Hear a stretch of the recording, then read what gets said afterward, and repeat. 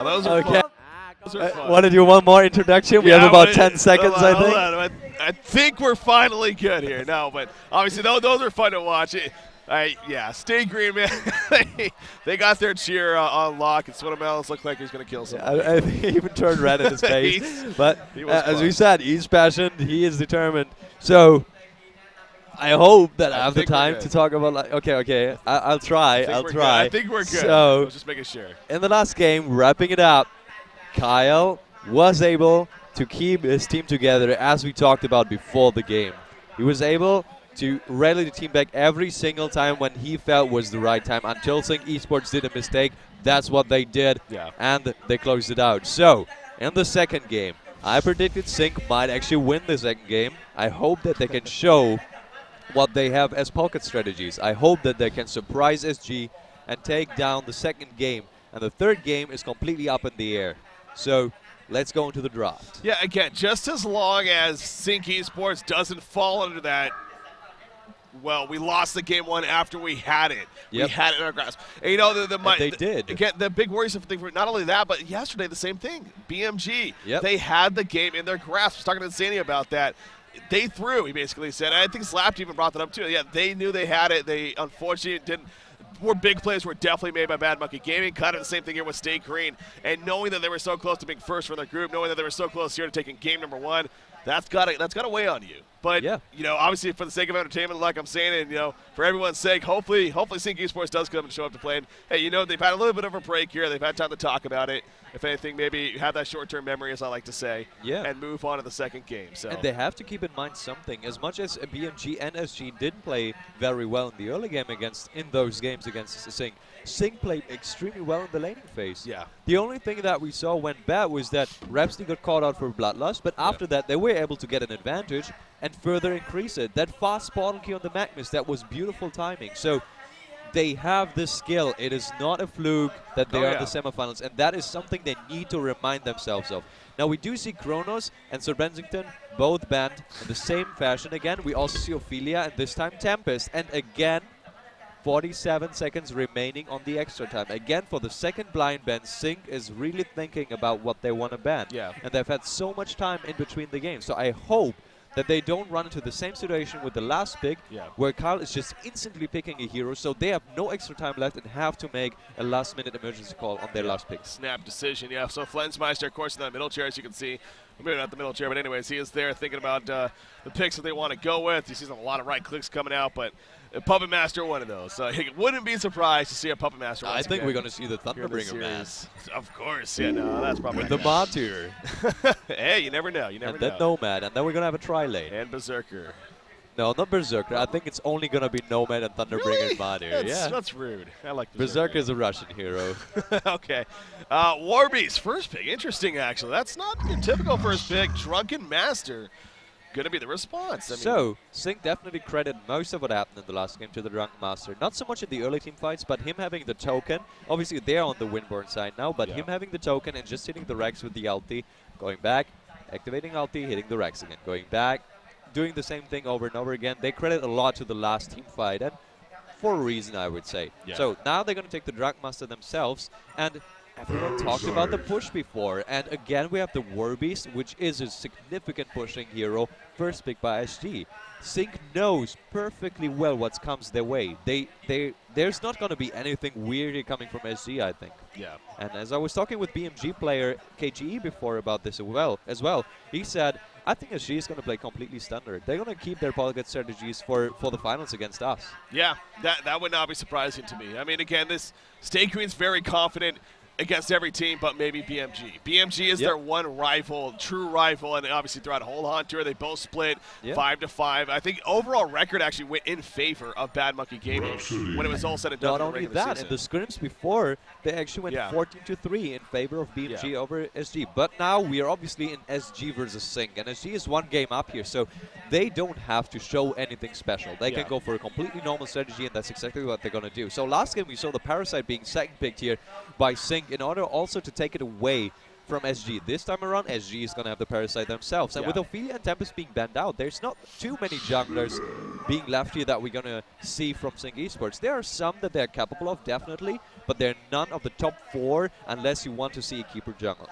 Slither going to be that third pick. Again, very comfortable lineup so far coming out for Stay Green. So as exactly as you put it, they're not going to be busting any pockets, especially being a button. You know, I was going to say, Empath, a very good partner for Drunken Master. They picked up Rhapsody, though, so I was a little uncertain if that was ultimately going to be the case. But with Tempest and Ophelia banned, they're saying we're not going to run jungle here. We're going to go for the dual support. Tundra, we're going to be aggressive. Yeah, Tundra. There's the Tundra ban. We saw it neither picked nor banned last game, and it does make sense. Tundra is an amazing solo laner.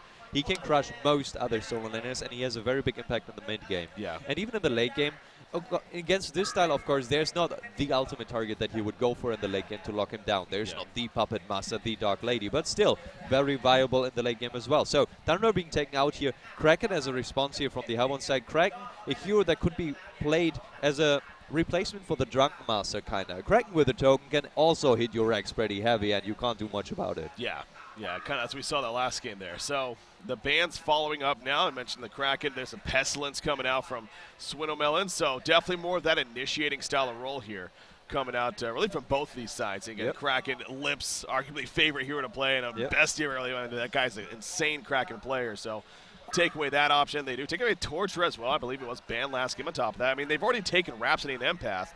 They banned Torture. Ban is interesting, though. Obviously, you have the Impalement for extra tower pushing, but if he's played as a support role, he rarely stays close in the vicinity to towers because he's easily being taken out by Drunk Master with L2. Just hops in, insta-kills him, moves back again. So, okay, but the hero's being taken out here. And something to keep in mind, last game, in the jungle versus, we oftentimes look at the supports and we have a hard support and a jungler or 2 hard supports with one taking the 4th role, getting more farm. And last game what we saw was the Parasite being kind of a counter to the Tempest. Tempest still went for a Shrunken Head, and Parasite, as we saw, was kind of slow in countering it. This time around, we're going to have 2 supports here on the HoN side, Rhapsody and Empath. And Parasite is usually a very good counter to dual support strategies. Not only in the early game, not exactly what Minats usually goes for with a lot of ganks in the early game, but also in the mid stages. Once he has a Codex, if he chooses to go for that, with any Wild Hunter, if he finds a support, that support is dead. Yeah. So we'll see if that comes into play here. I noticed the Puppet Master ban, and actually I was looking at the player cam right there. They just went away for now, but I was looking at the player cam, and Flensmeister's reaction when that Puppet Master was banned looked like it was disappointing. I mean, he was like, he wanted that hero. So I can imagine. Yeah, it seemed like obviously he would fit very well with this. It works. It's been a popular hero on this event in whole. So, but they aren't going to get it. There are heroes like a Moon Queen is still on the board or something like that. So that would not be too surprising to see at this point. Can suffer very much against pushing strategies, though. Moonqueen has a certain tipping point after which she becomes one of the best carries in the game. Up to that point, kind of like a Dark Lady, she can actually almost be deadweight, especially if you have minions. Now, we only have minions from Warbeast right now, but her ultimate is already with that not going to be as effective. That's very true. So will that be the option, or will they go a different route altogether? They're going to go Devour for now. Mickey has been playing a little bit more Devour lately. In fact, we saw yesterday against BMG, he kind of showed Super KG a little bit that he's got hook power too, as he played pretty well against Super KG's Magnus. So definitely knows what he's doing with that hero. Doesn't make sense to you here. Yeah, it does make sense. Devour, the funny part is Devour here is even more hit and miss than he usually is already, as he is a hero that has a hook, of course. But in a pushing strategy, if you are able to take a key hero out of the pushing team and take him down instantly with Burst, then you make an immediate 5v4 situation, and Devourer can stand his ground even without his spells. He can still sit there with his rod and hit people and be extremely tanky, soak up a lot of damage. So even after he uses his spells, he's still very useful. Even if he doesn't have too much DPS, but just standing there, this big chunk of meat in the middle of you don't really want to have that. So definitely good choice here, but they're all out on the early game right now. They are super focused on the laning phase. They cannot take a backseat and let SG get their core items up. If Parasite, Warbeast, Slither have their first sets of core items, all those towers are going to fall so quickly. Yeah. You also wonder if some kind of an aggressive play is going to come out here. I mean, you look at the Legion lineup, that there is potential to possibly run more of an aggressive, say, dual lane or even a tri-lane setup over here on Sync Esports side. Whoa, Kinesis coming out. We have not seen Kinesis really ever. I mean, we've seen him before, but never on a big match like this. Not in a support position, especially. Yeah, that too. So That is very There's interesting. got to be. This is, we're talking about pocket strategies as the term goes. Maybe they were saving something here. You do remember that Zfreak was also playing Emma Warden support.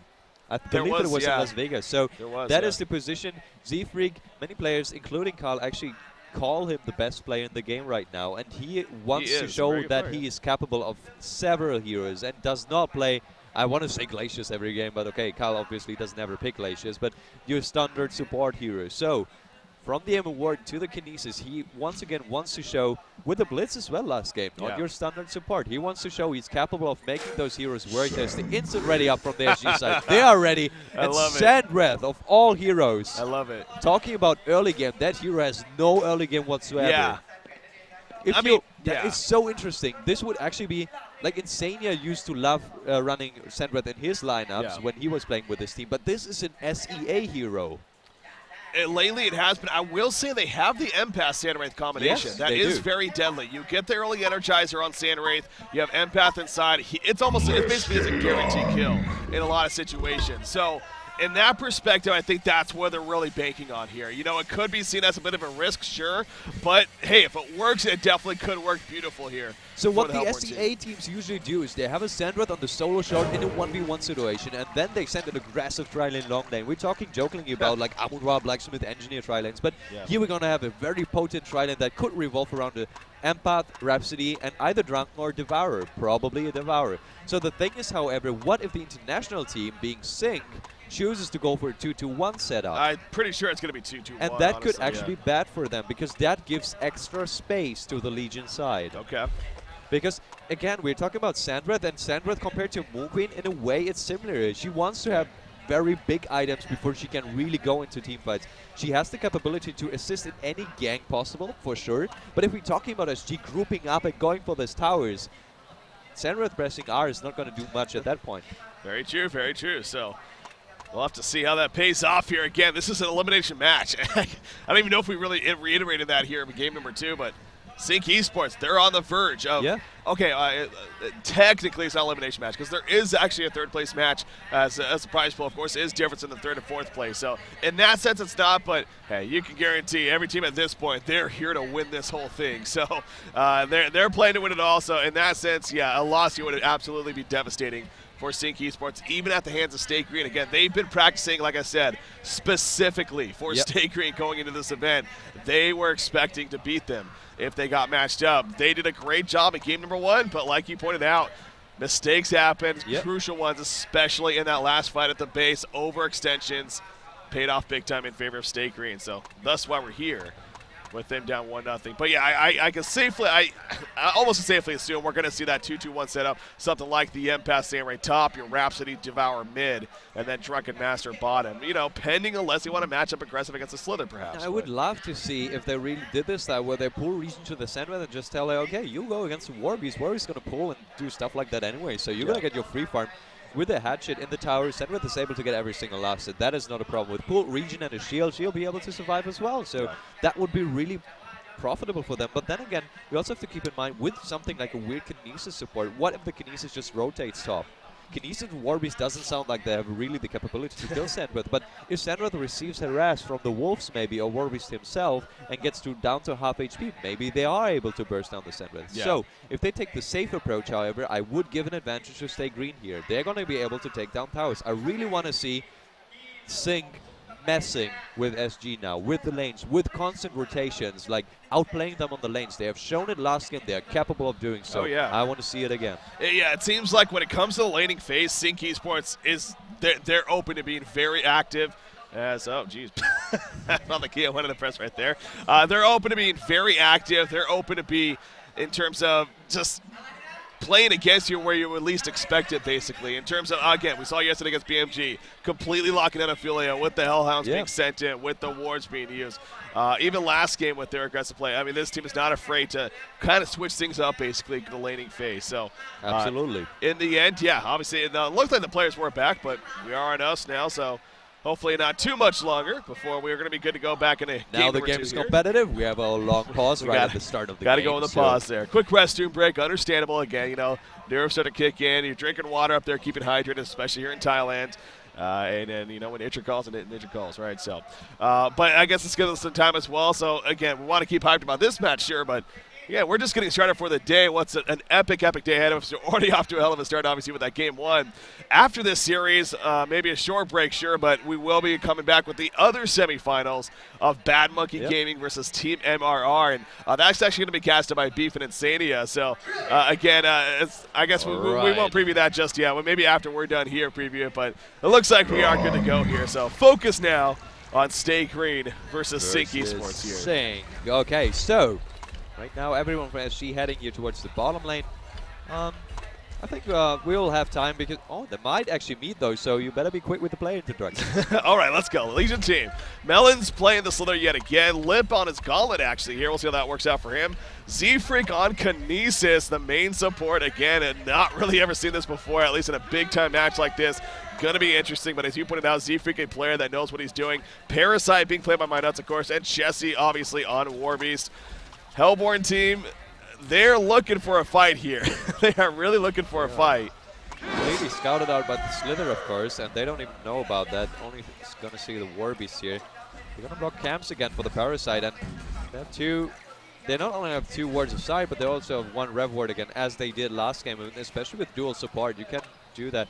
Only placing a ward of revelation here in the middle. Actually, they had 2 ward of revelations, excuse me, but they're not going to find a ward just yet. Might find one later, of course. And are we going to see 2-1-2 or 1-2-2 even?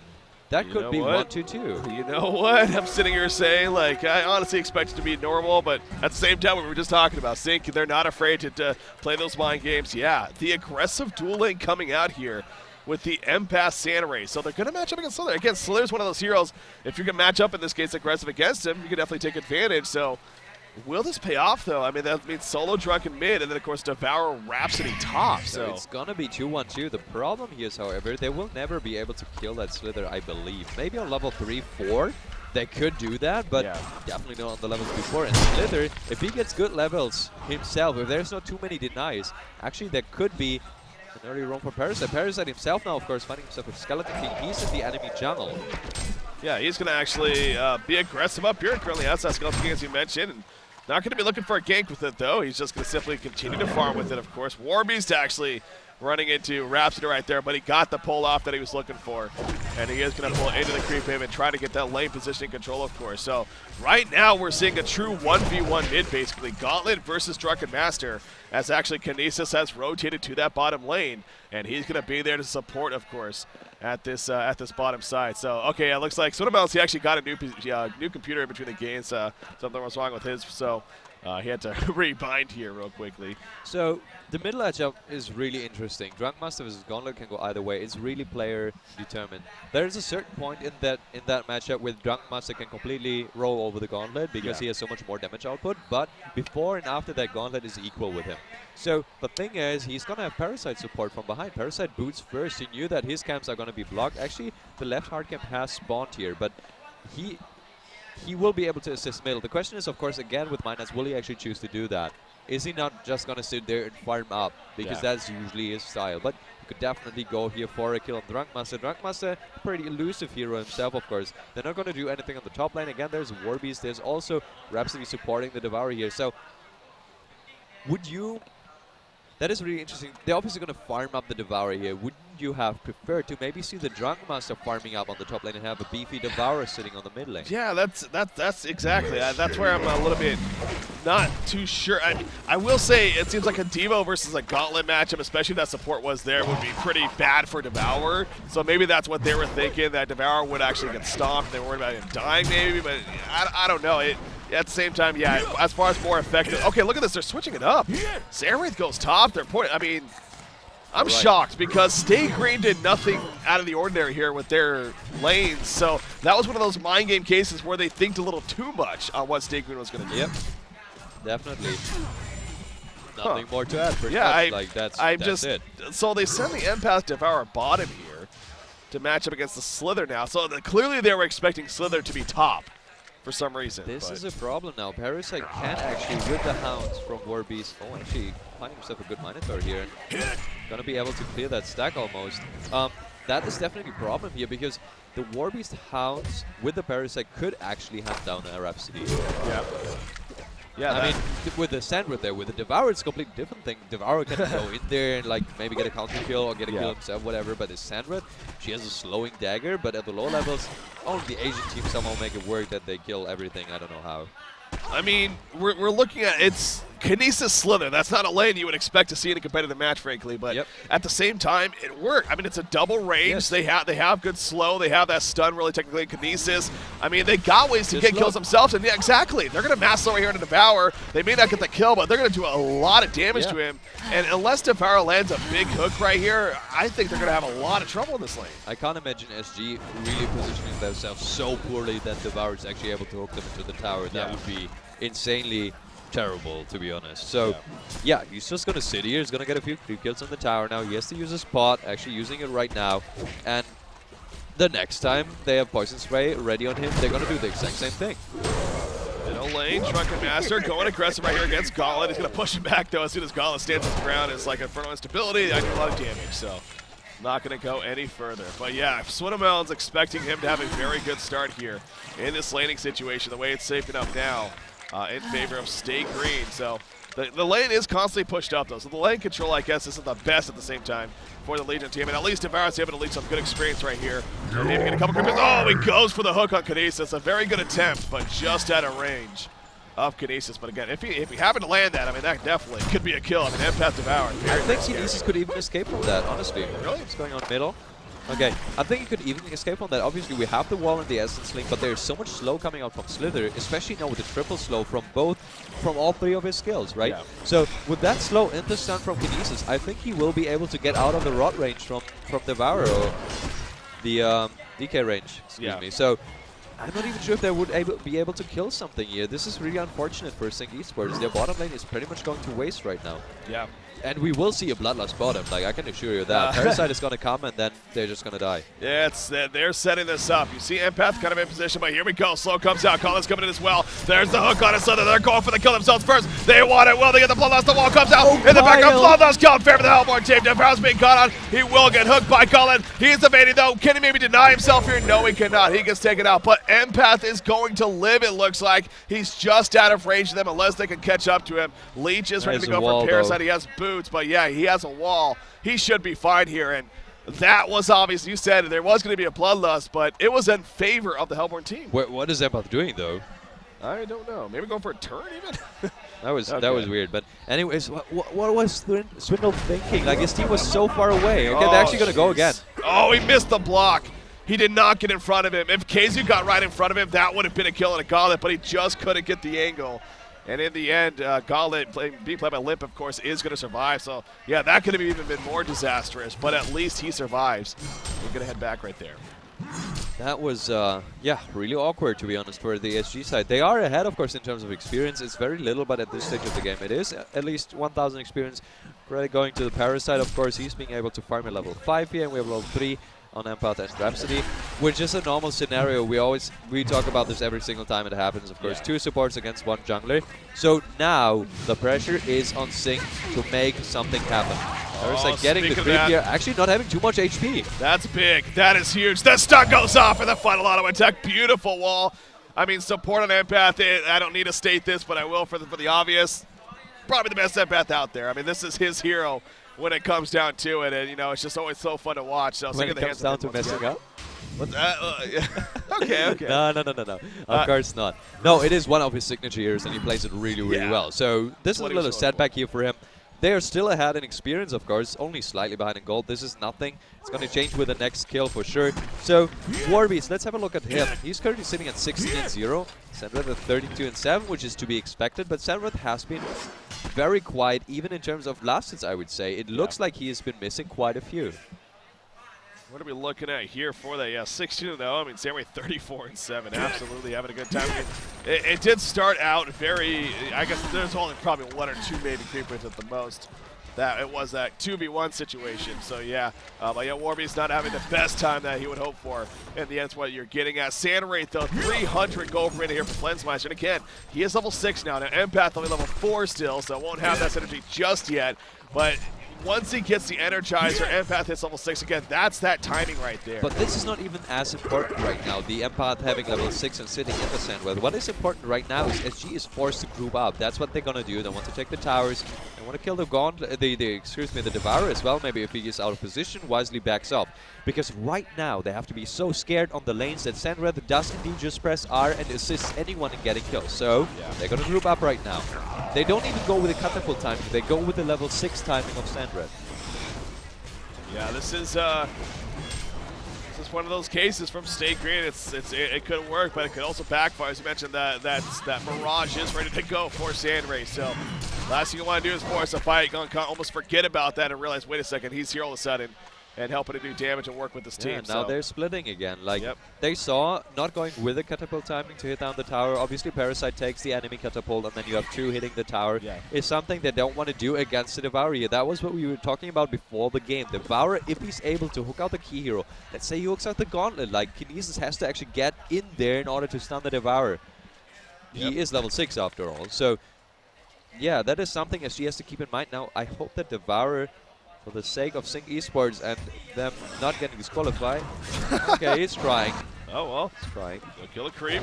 Top lane, Warbeast going to be caught out. Warbeast will fall. Drunken Master and Samurai chasing him down with that Desert's Curse. Warbeast was not able to ulti because guess what? He's not level 6 yet. So that goes back to his bad start here. He's still not level 6. Does not get away as a result.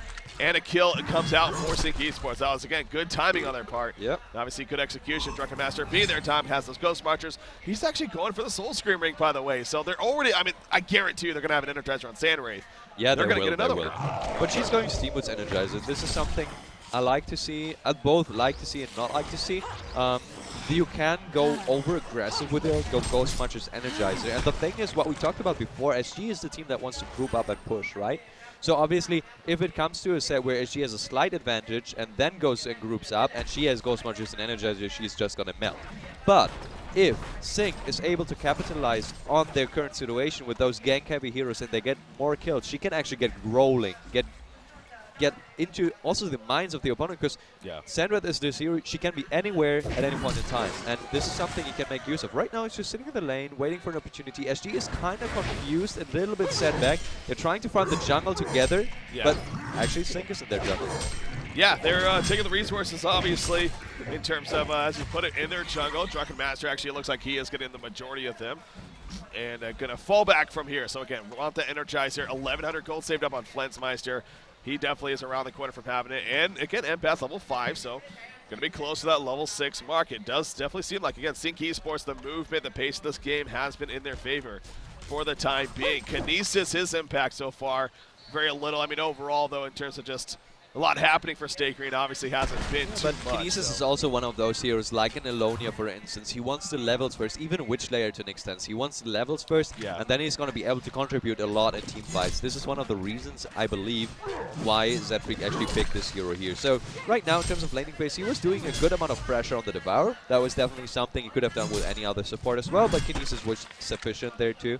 And we're going to have a look at Kinesis later in team fights and what he brings to the table there. Yeah, almost certainly. The mass control, it can be a big ability. And again, this is a hero that got a lot of buffs. It's been a little bit of time now, but he did receive a lot of buffs. They didn't get too much attention after that. I mean, ever since Jeffins left the competitive scene, we never really saw it. So, that's true. But again, he did get a lot of buffs, including that shield now, improving his movement speed, amongst many other things. So, it is going to be interesting to see how he builds throughout this game and his ultimate impact that he is able to have throughout. I will say this, though, too. A big difference last game to this game. Swinamel's farm is struggling, man. 240 gold per minute. Middle lane? He is getting not much. Oh, yeah, middle lane, though. They're going to be jumping onto Gauntlet right here. He grapples backwards, though. That was the illusion that he grappled with, actually. He boosts the ultimate onto Sandwraith. Sandwraith's getting turned on now. There goes the Kinesis with that telekinetic control, but in the end, Sandwraith is going to run away, at least attempt to. There was a kill off to the side, actually, on the melon. Speaking of him, Sandwraith, the Energizer pop, 2 seconds off the Desert's Curse. He should be fine. He should be able to get away right here. There's the juke. There's the hook, actually. Will this be enough? He's going to juke and jive. Can he get in the uphill? Yes, barely. Yes, he can. There's the TP. But there's still Parasite comes out of nowhere. Midas picks him off. That was a huge chase on to Flensmeister. Yeah, he should have went all the way out to the 360-degree ward spot, and you TP'd out from there, but Okay, it didn't happen, so he paid with his life for it. That is really bad for Sync Esports. Of all the heroes that can die, a Drunk Master can die even several times. A Devourer can die as much as he wants, as long as he gets kills and assists and charges on his passive. But the Sandwrath must not die in this strategy. Yes, sir. And that, again, the Mirage is going to be a cooldown now for another 70 seconds here. So definitely proven to be a big deal in terms of where the game's at. We'll see when he resurrects, where he goes. Probably just going to continue on amping that farm, of course, for the time being, at least until that Mirage is up and good to go. Devour kind of hiding here at the bottom lane. He's looking for the angle, trying to get, again, while that was happening, someone else was picked off at the bottom lane. So that is worth noting and worth reiterating even that Slither did die there. So it wasn't the overall worst case for the Hellborn team. And again, you look at the GPM charts, I mean, Devour, Drunken, and Sandwrath even are all up there. Not over Crazy Farm, but they all top 3 in the farm right now. Between those 3 heroes. So Drunken Master, again, he went the Energizer first. I wonder if we're going to see more of that. What was you using? A Soul's Bulwark Nest, or is it just going to be your typical Shrunken Head even?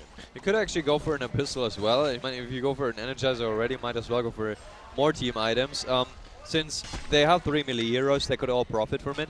Obviously, in the long run, we kind of want to see one of the standard items of the Drunk Master. There's Gauntlet Hook. Yeah, he tried. Want to see some of the more standard items.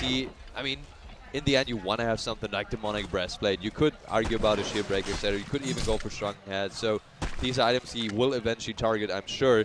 There must be a plan behind this. There's a reason why he picked up the Energizer right now, so we might see another not common item on him. Yeah, that's true. We'll have to wait and see what KZU decides to go for there. Shaman's Headdress finished on Devour in the meantime.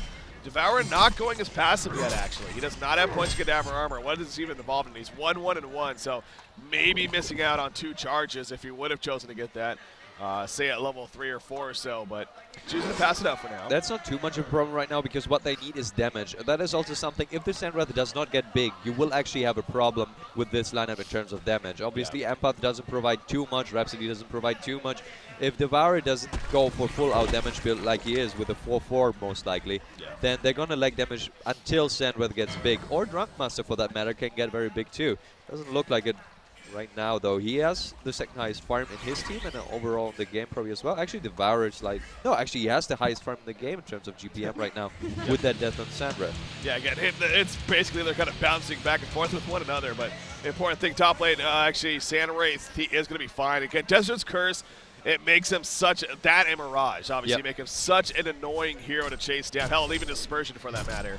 That was such an important dodge, though. If he would have died here again, they would have taken the first 1, even 2 towers potentially, and that would have severely set back Sync. Actually, scouting with a courier here for some reason. That is pretty interesting. Almost got killed by the wolves. Yeah, KZU's good at that. You got it. See, that's the thing, especially when you're going up against KZU, you can tell that they're pathing it where it's not going to be killed. You just always have to be wary of that. You can never just press R and expect you to get back to base fine. That will not happen. In this case, however, it was of course KZU's courier, but we have an Invis Limp in the middle on Gauntlet, and that is 4 heroes on the Drunk Master. He seems to know though. Land the grapple, it's just out of range it looks like, or maybe. I wish he would use that Energizer and get out of there. Oh no, Drunken Master, they see him, are they going to come over? Yes they are. KZU, he's right there. KZU's going to get grappled in, right to the mass control. That wasn't even mass control, that was telekinetic control. And he goes down right there, so I always get confused. It seems like with all those things coming at you, it's his ultimate, but no, it's just his W, actually. But you have to question why he was there. You have to question why he was there. His team was pushing the bottom tower. Even if he would see someone come, he would back up anyways, right? You wouldn't go for anyone, and they have a ward there anyways, so he wouldn't have seen that. Oof, that was close. Mickey going for the hook attempt right there, obviously with that method side, but just missing on the catch. But yeah, that's very important. I mean, Drunken Master, he bought back, by the way. Wow. Yeah, they really don't want to lose the first towers because once the towers start dying, they continue dying usually. And you don't want to give the extra gold here to the Legion side. They might run into some players. I hope they don't use too much on the Gauntlet here. Oh, yeah, that could be. Nope, okay, they don't. No! Oh, they do! What in the... Mickey! I mean, he had several seconds to realize that was an illusion. Oh my god, there was a Gauntlet just sitting there doing nothing. Yeah, that they should definitely realize. His Drunk Master's not using his ultimate right now. That was okay. I mean, there are nerfs coming into play as well, of course. So that is definitely, again, not an excuse, but an explanation for what is going on here. But Oh dear. I I'm mean, worried for Sing. I'm worried for Sing. Yeah, it's not because again, it's not the longest cooldown. It's already up, in fact. So it's really that in that sense, it's not a Yes, huge of course, deal. but I mean, it's where's his mental state? Yeah. It's that Imagine night. if she would have actually been there and they didn't have the Devour ultimate to fight with. Yeah, that's true. So. Top tower does go down. So speaking of Partizan's first towers, the middle tower is going to be counted right there in favor of Stay Green, actually. So 1-for-1 tower exchange coming out. How will this proceed here? You see Samwraith, that Empath. Oh, Empath's going to jump inside, though. I don't know if they were intending for that or not, but Samwraith is going to chase down Slither. Poison spray. There's the poison burst. He will get it off. He goes down, though. Will this be enough for a turn kill? Untouchables activated. Trucker Match is like, bring it on, Parasite. He's going to chase it down. Doesn't have a There is a Wild Hunter. Yep. Oh! He's good, at least. Nice hook attempt. That was really close, actually. Yeah, but okay, that was an extremely important pickoff here. Slither is one of the core heroes, if not the core hero in that lineup right now, if they want to take down the towers afterwards. Yeah. Because he needs to be tanky enough in order to survive the ambush of the Hellbourne side and get his ultimate out, which he did in this little skirmish. Thing is, however, now, actually, the Hellbourne side is leading in towers. Yeah, they are. That's what do they got? The 3 tower kills compared to the 1 right now. Yeah. So the bottom tower of the Hellbourne side is extremely low. Any fight that happens, anything, even a single hero can take that down, that tower really easily with any crit rate.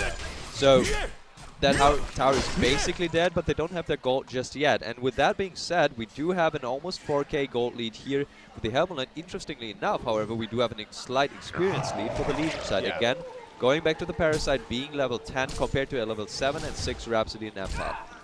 You do look at who that top farmer is right now, though, and Samwraith, he is level 12, the top of the game for experience, and again, both in GPM as well. So Samwraith's impact, in fact, he's sitting on 3,000 gold now. Is this going to be, I feel like Maka Brilliance isn't the build anymore on Samwraith, but the way he's pulling up gold right here, okay, he is going to go Firebrand, I was going to say. If you go over 3,000 gold this early in the game, it usually leans toward that, honestly. But, you know, just simply, maybe he was thinking about it, he goes a Firebrand, though. Yeah. And I wouldn't like to mock too much here, also for one reason being that with the lineup that SG have, they will be pretty clustered together. There's not too much AoE coming out here. Yeah. So the cool thing about Malcolm Sandra is that all the heroes, anyway, however as spread they are. Here we go, bottom lane. There's the wall. That's that Empath there with Colin like, I'm going to take you over here. Yep. Doesn't help, though. He goes exactly down to the end. what needs to happen all the time now. And I'm glad for Sing and for you, the viewers, that we might actually go to the third game, because if they keep this up, then we could see a third game. So I hope that nerves are not an issue right now, and we're going to see more games coming out here from Sing. Bias 6-3 at its best. Damn it, win Sync Esports, so yeah, yes. game 3. No, but of course, yeah, that's the momentum that they need, exactly. That's that synergy coming to perfection. And again, you know, speaking of that, when they were at the bottom lane, when Samwraith pointed at the bottom lane, they got the 1 kill. I think if Empath actually jumped inside Samwraith right before, because again, like I said, I think there was that miscommunication. He didn't actually jump inside Samwraith before he ported. If she ported with him, they could have walled off Parasite possibly and even got the kill on a hit. But, you know, that's the past, so whatever. But again, you see just the power of that combo. And the thing of that was support playing this Empath, especially in this case. You were talking about the idea of an Abyssal Skull earlier. He actually likes to go Abyssal Skull in this situation. Definitely so true. I wouldn't be surprised. He's sitting on 1,600 gold. We'll see. Yep, he will most likely go for that. He could actually almost go for it right now. So, talking about Sandbreath again, Mog, no. I'm not going to explain it again now. I hope we have action soon again. But he's probably going for Gears. I don't think he's going to go for a Dawnbringer. Yeah. He might. It's definitely a possibility, but I think it's going to be Geos, which is good against, for instance, the Slither. You don't have to go Shrunken Head. You can farm your Geos. You're going to get rid of some of the debuffs. Yeah. Not the ultimate, of course, but at least the Poison Spray.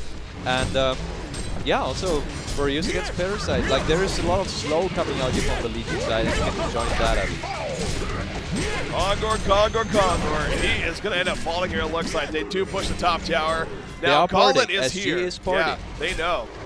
They clearly know that Conqueror's been attempted. They're going to get there too late, though. That's going to be a token here for Samwraith. And the pull-in, no, it's out of range. Samwraith, will he go in? Yes, he will. The beautiful wall off once again. Oh, he misses the grapple to go over the wall. Down goes Colin right there. And all 5 are still up. Does he have a buyback? He does. So they need to be careful about going too far here. But Stay Green's just going to scatter away, it looks like. Yeah, they will, and they have to. They need to pick up some farm somewhere. I don't think that we're going to see a buyback here on the Gauntlet. We might, of course. We know that SG has very tactical buybacks, but I think that they will let this tower drop. Yeah. Then again, there's almost no mana on the Sandwraith. Obviously, she does have the tokens, so she could sacrifice herself for this tower, get mana again, and potentially another kill, but Yeah, the Legion set is kind of heading back. Kinesis, I think Steamwoods here is heading back. Slither is in position as well, but they're kind of only setting up for the base tower. They're not going to defend the tier 2. I think it's the right decision. We don't want to force a buyback here on the Gauntlet. He definitely needs a quality because Gauntlet, honestly, is only sitting at 228 GPM. Yeah, again, overall, Stake Green just has not been able to find consistent farm. The fact that Warbeast is right on the top again, this is the Warbeast that was struggling early on. Yep. We commented on that. I mean, he is doing solid now, 300 plus GPM. He's got some okay items, but he actually sitting on 2,800 gold, so kind of curious about that. He hasn't even bought the Mighty Blade just yet. Almost wondering if he's actually not sure of what he's going to buy in at this rate, but speaking of not sure, I mean, 3,400 gold now saved up on Samurai. He bought a light brand, but then he sold it. So I wonder if that was more of a kind of he's unsure. He bought a light brand, but then he sold it, and now he bought a brutalizer. Okay. So he was maybe a little indecisive there, but he likes the brutalizer. I have to say I don't like the brutalizer here, but okay. I mean, it's his choice, of course. Well, I mean, he is playing the hero. Hellbone Courier getting killed by Chessie. See, I think killed some wards there. Probably not region items. He might have killed wards. That would be really unfortunate. You don't want to play blind. But okay, Slap has to get there now and get his stuff. Yeah.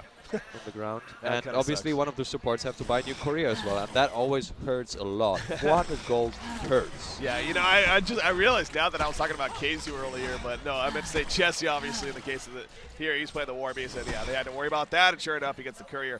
Okay, so about the brutalizer, you know, we have seen this before, though, and it seems like it's the idea that just being able to lock down the hero that you jump on top of just, you know, rapid auto attacks with that firebrand. So it's not like it's unseen, but at the same time, yeah, they could have gone a different direction. Most certainly. It is definitely an item you can go for. Like, you actually, in the SEA scene especially, you see very, very early brutalizers, like Knight on the Cedral and Sand with a lot, of course. And you see extremely early brutalizers there, and somehow they always get bashed on the first hit or the first bounce. So since we're playing on the Garena client, we might see the same here. Oh, big ultimate from Gauntlet. That's going to be huge. Well, they followed up. No, she jumped inside. There's the stasis smash onto Santa right though, but it gets over the ledge with the Desert's Curse. That's huge because they used a lot right there to go for the kill. The hook. Oh, just out of range for Devour. But at least everyone stays alive for Sync Esports. That's what's good for them. I mean, can't chase him down. SG obviously has to fall back now. I am definitely worried here. Mickey has shown absolutely amazing plays over the course of this tournament. Yeah. But he hasn't hit a single hook, I believe, so far. I agree. I don't think he has. He does have a Barrier Idol and a Mighty Blade. He will definitely be of use in team fights. But so far, the only thing he has done is used ulti on an illusion. And I don't want to blame this player at all, but actually, if he steps up this game, if he's able to step up this game, either in this game or if Sync wins this in the third game, if Sync is able to dominate SG currently in the early game again without his contribution, that is actually good news for Sync Esports fans. Yeah, you know, I will say this much. We've been praising Mickey a lot. And we've been talking about him a lot. And so I think it's only fair that, you know, when we do see where, you know, he isn't stepping up as much, that we do point that out. I definitely agree with you. But, I mean, when it comes to his farm, he is 400 gold per minute at the same time. But, yeah, as far as landing hooks go, in fact, another one right there and just not able to land them. Again, that was more of a blind hook hoping for the best. Yeah, that was obviously. a blind fog hook, of course. But I mean, the only reason why I say this is because he has been playing so amazing over the course of the tournament. So it is definitely notable that he, in this game, hasn't found his sweet spot yet. So I'm definitely looking forward to when he does, because then SG might actually have a real problem here, and we could go to game 3. That we could. That we could. So we see right here at the top lane, Warbeast and Kinesis coming together. Trying to push this one up. Warbeast going puzzle box, by the way. That just hit me. He went puzzle box here. He's not going the Shrunken, not going the Souls Forward. I like it. Middle lane in the meantime, the Wrath is going to be picked up. But at one cost, Parasite's going to end up falling right here. A 1-for-1 exchange in favor of the Hellborn team. And they're still chasing Devour. Will he maybe look for a hook? No, he's not going to be able to. A big 1-for-1 exchange. I hate right those parasites that always go for me when I play support and they die afterwards, because I'm always like, yeah, nice, good kill. I want to always all-chat worth it afterwards. But okay, this is the tournament semifinals, of course, so you usually are focused on your gameplay. But you probably think it. Yeah. Puzzle box, though. Warbeast. I think you just... Yeah, I think it's really good. Why? Because Drunken Master, Devour, and Sandwith are all mana pool dependent. If Puzzle Box is focused on one of those heroes, that actually can play a huge role before those guys get their spells out. So definitely, in my opinion, a good pickup here. Obviously, they will need some damage from the Warbeast sooner or later, hitting in team fights, and without a Shrunken Head, that can be difficult for him. However, they do have a lot of magic damage right now. They have the Slither, Gauntlet, Kinesis, and Parasite. All those 4 heroes will provide a lot of damage in teamfights, because most of the death that we've seen from Stay Greed have usually been pickoffs right now. That was no teamfight death, right? Yeah. Devour top lane. He is going to fall back. I was going to say he needs to be careful because they were coming to hunt him, but no, he picked up on something, whether it's actual vision or just spider senses tingling. He falls back before he gets caught right there. And he's a super beefy target as well. He would give his team enough time to TP in because he has a barrier idol and 1600 HP with int boots, so 1800 roughly, 1860 actually, with strength boots. So yeah, I'm not even sure if SG would want to go for him. I guess they would try, because they need to try something to come back into the game. Then again, thinking about the first game, there's another illusion from Gauntlet, by the way. Let's see if it gets Let's see. ambushed. Oh, Sam right there pointing somewhere. They're going to the top lane. Warbeast. He's going to be the target. The wall comes off. He's in that ulti form. They're going to get the stun if they want it. They're just going to left. Oh, I got the brutalizer. He didn't realize it. He got the brutalizer proc. He stuns him again. Will he get another brutalizer proc? He really needs it. Oh, he just misses the hook just on the outskirts. Warbeast doing everything he can. Brute proc, brute proc, brute proc. They don't get the brute proc. Away goes Warbeast. And Jesse's going to survive. Really well played by Jesse. Blocking with his own was what we've seen several times actually in this tournament already from him. I believe it was both Keizu and him doing this. Really well played. And I mean, the Desert Curse wasn't there. He couldn't circumvent the wolves. And that was just really well played by Jesse. That was impressive play. Again, this is why he plays this hero too. He's definitely one of the best players when it comes to just mechanics, when it comes to microing units, and definitely a big part right there as you put it in terms of surviving. So, Samurai does have 3,000. Okay, look at the replay right here. That's the time again. He got that's why he got the brew proc, and he actually has vision on him with the curse as well, so he should know it. But he wants a second stun. Hook barely misses, and and now curse, no curse, no wall, so he gets out. Yep. Beautiful, beautiful getaway coming out for Jesse, and that is big because not only does that prevent a kills, one would probably been on Sandwraith, but it keeps him alive, obviously, and still farming. He's working on a shrunken head now. I mean, with the way he was running, just as a quick heads up, Devour could have actually cut him off and run with the portal key and just ultied him if he was going to go downwards. So that is something to keep in mind as well. But Ancient farming all over the place. Gauntlet tried himself on the Legion Ancients, decided they're kind of tough for him, so he fell back again. But Hellbound is going to take the Ancients now. So you talked about the shrunken head here that was purchased by the Drunken Master. So, as we talked about earlier, now he is going for those rather standard items. Shrunken Head, Soul's Bulwark is on him, and Jesse now also on the Warbeast going for a Shrunken Head himself. Middle lane, Drunken Master, speaking of him, kind of pushed up a little bit right here, but he does have Rhapsody nearby, so that's a just in case, of course. There's that Shrunken Head on his Sand Race. Obviously a huge, huge pickup. Full Shrunken Head picked up on here. This is really smart. Why? Because Parasite is leveling up his codex. If they are able to get the Parasite, obviously you could argue he could also go for a utility item and try to be of more use in teamfights, but now he has to target a Devourer with a Barrier Idol. A Drunk Master with a Shrunken Head doesn't work. Empath is sitting in Sandwraith or Drunk Master, so it can only be Rhapsody. And that means Parasite is most likely having to use the spells on Rhapsody or stay back on the team fight. And SG won't have that much time in team fights. I wouldn't be surprised if he's just a protective melody canceler at this point. You know, obviously in Tempest Ultimate, it's like that pick ability that looks to cancel, but in this case, maybe just stopping the Rhapsody Ultimate, whenever it calls for it. But Sandwraith, I was going to say, the damage chart's really interesting. Sandwraith obviously limited them by a lot, but the thing I'm really noticing here, Slither's damage output not even close to what it was last game. And I think that's a big part of this game because Melon's had a hell of a Slither game last game. He's 0-3-1 this game. Obviously not a hero kill stats. I mean, they only have 4 kills in total, but it's definitely a good point. And the interesting part is that they're 3 towers behind. They have the pushing lineup. Now, last game we made the mistake. Okay, oh, wow. More Gauntlet illusions. I'm gonna Feeble still works, man. That's scary. I'm going to refrain from commenting on that. But the thing is, they are behind, and last game we as casters made the mistake to say, SG are behind, and they have a pushing lineup, and they have timing windows, and they're going to miss all of them, so it looks really good for Sing. Here we go again. It's round 2 up here. Warbeast, look at that! He's trying to prevent the stun, but he runs right into the team ultimate as well, but he's blocked! Sandwraith is blocked in the trees! Oh no! God. And Jesse gets away again! Man. What You the thought hell? you thought for sure that was going to be the kill. I mean, that was a hell of a play on really Do both you sides remember first the off. last patch? Sandred, what they changed for her was that she wouldn't get 3 seconds of unit walk anymore, but only 1 second when she leaves her desert skirts. And now they're actually going to get counter kill with a Parasite and Gauntlet on the Rhapsody. It's not the biggest of deals, but it is demoralizing. So let's have a look here. From all the positions he's going from, he's going Look at this. He upwards runs into with the it. trees, away from the puzzle box minions. He doesn't want to get burned, and Devour's just sitting there and you're like, where are you? Wait a second. I have the Warbeast here. Got him. Oh, jeez. Very unfortunate. Also, no hook, of course, anymore after the puzzle box minions drained him. Something we talked about it before earlier as well. That's why I really like puzzle box here. So, okay.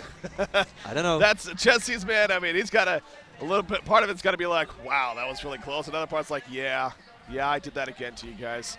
Yeah, he's gonna sit there like, yeah, okay. We're just gonna keep trying. I was fine all along. See you later. Interesting pickup from Devour. He actually gets an Acolyte staff here. He had a Mighty Blade on him, so I don't know if this is just a switch up or I mean, Frostfield Blade is actually solid on him. Yeah, but he's not going to go for Frostfield. I don't think so. I think he's going to go for a Hexer. You probably got mad on the top lane, so he probably said, like, if a full Devour ulti doesn't is long enough for you to kill the Warbeast, I'm going to get a Hex now. Yeah. And see from there. Obviously not exactly what he said, but I do believe that he's going to go for a Hex here over a Frostfield Blade, and then maybe finish the Shrunken Head, because honestly, with all the magic damage, they're probably not going to target the Devourer after all. What a game two, man. I mean, as you put it, Milk Fatty, he had the predictions of two quick games, and then the third game would be an epic game. But hey, you know, I'd rather have it this way personally. We have 2 epic games here to get it kicked off, and maybe a third game, but definitely not certain. I mean, Stay Green, if they win this, obviously they would be moving on to the grand finals. But Sync Esports, they are doing what they can to force a third and final game. So 33.5 minutes in right now. There's the Shrunken Head on a Warbeast picked up. Yeah. Going to be delivered here. And I think it's time to play Devil's Advocate here. If Sync waits too long and just banks on a really beefy and big Sandred, there is pretty decent anti-carry again here on the Legion side. You do have a Gauntlet and a Warbeast who's eventually going to get a Brutalizer as well. So with that Conqueror, they need to get the Conqueror, they need to get the token. If a teamfight comes, they need to win that teamfight, but then they need to start knocking at the base. I don't think they should let this drag out for too long. There's an all-out kill, scouting it out though, so Stay Green is very aware, of course, and this is going on right now. Gonna send the other one real quickly, check on the life pool.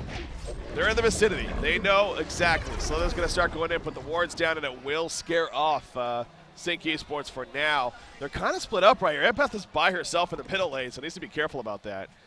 If she gets jumped, probably could be instantly She needs bursted. to stick with the Sandred for sure. Yeah. Play the Greaves Abyssal Skull on her. Very good item. Support being known to be pretty much the Empath player, and it was also his hero that he broke out to the scene with. To the scene, I should say. And I mean, at this point in time, SG might actually look to fight. Of course, they are playing their style. They're gonna wait for Sync to make a mistake, but if Sync just hangs around, does nothing, they might actually be able to initiate here if anyone is out of position. Yeah. Because Sync is not as organized. They're splitting up over the Conquerors. Some on the left side, some on the right side, and that could be really bad for them. That could be a problem. Frostburn is finished. What are we doing? What are we doing? They get the lockdown onto what's that? Kinesis right there. The follow-up in the meantime on a Parasite. They get it bursting down. Shrunken heads are up. There's the poison first, but Samarith is chasing picked up. Gauntlet grapples to his teammate. He is going to be fine for now. It's a 2-0 exchange so far in favor of the Brutalizer. Proc Gauntlet. First hit, and down goes Gauntlet. You mentioned, man, something about these servers. That first hit proc on those brutalizers. Yeah. I don't know why, right man. I don't know. But anyways, no buybacks. Kyle definitely said they don't buy back because Minans had a buyback available, so does Gauntlet now. But they chose not to use the buyback. They used with their ultimate already. Helmut would have been able to maybe region up afterwards, or use the barrier, or maybe the barrier alone was enough to make him call it here and give them Conquer, and that's exactly what's going to happen. Now Dragmon's is going to farm the top lane. Now there's a lot of farm for him there. Demonic Breastplate obviously picked up on him, so... Did they have a replay? We did. No, I don't think so. They have their own replay. That sucks, man. Going on, so... Okay, whatever. The teamfight was really good, and I do believe he hit the hook on Kinesis, didn't he?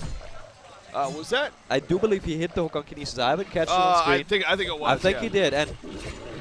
There you go. Yeah, the hook was hit, and immediately the teamfight is won. There is not so much going for SG right now. Yeah. Until they suddenly magically come back again because they win like exactly. 3 team fights in a row, and we're sitting here like dumb fools We've trying to been through hype this up Sync. before. Yeah. We've been through this before, so definitely. If you're Sync Esports, do not feel like you have anything in the bag. Yes. I mean, I know. I don't want to jinx it, though, so I'm just going to look, we're going to get a replay. So, hey, you asked oh, me we to didn't see the hook, of course. Yeah, I okay, missed, whatever. That was me. I mean, I missed that, So 2 years right away are gone, and Warbeast immediately retreats, gets a little bit. It gets actually hooked here, being present there for the Gauntlet, but Gauntlet has no chance of escaping here. There might actually come a wall, not even needed for a wall. Drunk Master is such a good initiator when the fight has already started on the second target, and that's exactly what they made use of. So, with that being said, there is a Senrith ulti now. Is he going to go for anything? Might go to look for his support. Indeed he does. First hit bash, support is down. Oh, Parasite. No, Void Talisman. Yep, Void Talisman. Okay. This time around, you should have actually run away and let the Essence Link do the work, but it's fine. You didn't realize the last second, yeah. It's a little too quickly right there. But he didn't know that he had the Void Talisman. Yeah, exactly. It's obviously a very good pickup for that case right there absolutely. alone. So very, very smart. But I'll also say Sandwraith, again, this combo, we talked about it when it first happened. It continues to scale into the game. That's what's so great about it. It really does, because not only Empath gets higher with her ultimate, but Sandwraith, his item build obviously progresses. So, I mean, you saw it right there. He ports it. It's a guaranteed kill on a support especially. So we do indeed see the Dawnbringer, or we saw it a long time ago, of course, already. But usually built as a farming tool, it does work on Senrith, though. It is definitely a good item on Senrith overall. And now he can go for a triple split. Obviously, you don't really want to see Grimoire, but at least you can see Geometer's Bane and Frostwolf Skull on her. And that is definitely a really good item. He, she, whatever it is, that undead thing. It looks like a pretty... I want to say, in this case, it's a he. I mean, he's a freaking beard. Yeah. It's haunting no matter what, whether it's male or female. So, do you think they should group up and push, or should they look for another pickup with the next Senrith ultimate and then just go for it? I think it's, well, I mean, they have the token alive for another 4 minutes here, so maybe look for one more pickoff with an ultimate, because by the time that's up again, you will be good to go with still the token. So they do push the top lane in. So yeah, maybe look for one more pickoff, see how that goes, and then go from there. But at the same, I mean, you pointed this out earlier. You don't want to take too long. Warbeast is continuing to fight. I mean, that even goes back to those missed ganks, those 2 missed ganks at the top lane. With Chessie getting away, how big that's actually turning out to be. Because if even one of those happened, his farm wouldn't be nearly as good. Sandwraith goes to the bottom lane. Minotaur stun, though, from Parasite. How deep will Sandwraith go? Oh, he's risking it. Okay, yeah, he's going to fall back. No Empath inside either, so that doesn't help. Yeah, I don't think he actually went for something really here. He just wanted to see the position of SG lineup, because with that low cooldown on the Senrith ultimate only being 80 seconds at level 3, it is worth using it. It's a different thing with Thunderbringer actually getting stationary on the mid lane. There we go. The Shades on a Rhapsody going to be a burst down, but at what cost right here? Devour and Drunken Master going to jump now on top of Warbeast. Can they burst him down? Will they have enough? Mass control coming up on Drunken Master. He does not care. He mitigates nearly all of it. Devour is going to be picked off, but now Drunken Master really pissed off. He takes out Gauntlet. It is a 2-for-2 exchange so far as Sandwraith comes in with Empath. And now they're going to push him maybe right here, maybe not. Well, he does have a double damage rune actually. Okay, for another 25 seconds. Let's quickly remember Kaiser sitting here on the cliff very early in the game and just getting killed against an invisible, I believe it was Gauntlet. So that was his only mistake this game. We only look at the Senrith, but look at Kaiser. He's sitting at 7-1-3. He's been having an amazing game so far. Absolutely, and he has a big impact right now. They're pushing in the mid lane. The hook lands right there on him. Parasite actually. Parasite ulted and he got hooked in at the same time. He goes down, the melee Rax is going to end up falling. The target to get for Devour. That was amazing. That was really well played. It was the target. Any other target would have been good. But Parasite was amazing. Hook. Another hook. Mickey stepping up the game big time. Slither's going to fall. What a statement coming out from St. Esports. The lead is absolutely huge now. They're not going to give up just yet, but Chessie, not much he can do by himself. Range Drag's going to fall right there. Will they move top? Will they keep this going? Yes, they will. Token of Life is still up for 2 minutes, Nova. Yep. Now he's warmed up. Now we see the Devourer that we've been waiting for. This time missing the hook. Caster's Curse, of course, they're actually going to go. No, Gauntlet's going to fall. Protective Mountain comes out. Warbeast's going to be locked down. If Warbeast's dead, that should do it. Warbeast goes down. GG. Well played. St. Esports wins game 2. We're going to a third and final game here in the semifinals of the HoN Tour Season 2 World Finals. Nova, you were correct, sir. Yeah, and I'm happy that I was correct. I'm not cheering for either of the team, but we're going to go to the third game, and the first and second were so good. Yeah. Like, wow, that was finish amazing. That was so good. I really look forward to the third game. I don't know if we have a replay for that final fight, especially with that hook coming out from Mickey. But wow, I mean, that was amazing to watch, and I'm going to go watch it back on the VOD again, if anything, because that was just epic play. And, it's funny. We're talking about Mickey, and, this game, he was struggling, but you were talking about it. If anything, that's good news, because once he turns it on, that's going to do it. Yep. It did it. He turned it on, and suddenly that was it. It was game. That was over. They did not have a chance. They did not have a chance. So, Sync Esports takes game number 2. Man, oh man, again, we are going to a third and final game here. Again, are they going to knock off the Juggernauts? Is this it for Stay Green, the defending HoN Tour champions? There's been all this talk, all this hype. Will Sync Esports dethrone them here in game 3? I'm so excited for the draft already. I just want to see the draft first before I even think about like what's going to happen in the game. Like, the draft alone is going to determine so much already. Yeah. So I hope we're going to get started soon, and that should be about it, right? Yeah, I'm sure we will. So obviously we're going to take another short break right here. Maybe have another interview throughout the crowd. But ladies and gentlemen, game number 3 of our first semifinal of today. We got this. We got game number 3. We got another semifinal in BMG versus MRR. And then we have the winner of that going to play the winner of this in the grand finals, a best out of 5. Later on today, we have the most epic Heroes of the North coming at you. It's already been great. Ladies and gentlemen, stay tuned. Game 3 going to be coming up next.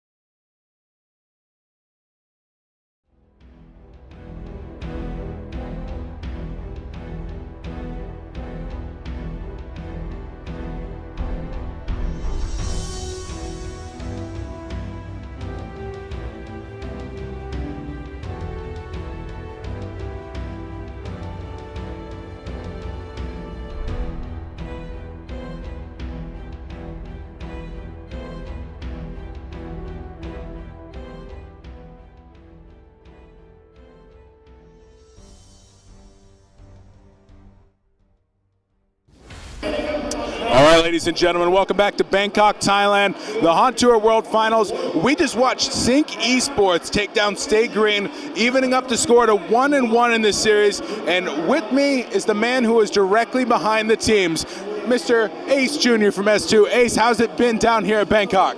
It's been awesome so far. Let's see. So, yeah, the event's been going really well. The crowd is phenomenal, as you guys can see behind us. Just huge. A lot of HoN supporters. It's just amazing, the environment and just the vibes and the energy that's going on at the event. And so, yeah, it's been really great. I mean, we had the doors open earlier today during the first game of this series, and there was a literal flood of people coming on through here. The HoN fans are absolutely fanatical about this game, and what a game it's been so far. Game 2 saw SG picking up things like a support kinesis over there, trying out very new strategies. It didn't end up working out. What's the atmosphere like behind the Stay Green team right now? well, let me say first of all that after the first game, I was talking to My Nuts, and usually after a game like that where it's a well-fought, hard-fought battle, Sync had the advantage for the majority of the beginning of the game, and they came back and lost. I tend to see teams often fail in the second game. They lose 15-minute concedes, really quick games. So I was expecting that, and so was Stay Green. So when Sync came back with this energy and kind of vigor and came back and actually won this game, put up a really good fight, and then ultimately ended up taking it, I don't know, they're kind of a little disappointed back there because they expected just to walk over them. They thought they had passed the entire hurdle, and now there's more obstacles in the way. And so I don't know what they're going to do in this game 3 because they thought they had it. And now, to have that taken away from you is a feeling that I don't know how it feels because that's Stay Green. I don't know. Yeah. I talked to Kyle Swinnemones over there for Team Stay Green. Over the past couple days, he seemed a little bit nervous, but when he came into this venue this morning, he was confident that his team was bringing home his 5th LAN title. Right now, his team is all tied up and 1 game away from being eliminated and knocked out of contention for this title. We'll see if Stay Green's going to have what it takes or if Sync Esports will gain redemption after their DreamHack winner loss. We'll be right back with Game 3 between Sync and Stay Green, live from Bangkok, Thailand, and the HoN Tour World Finals.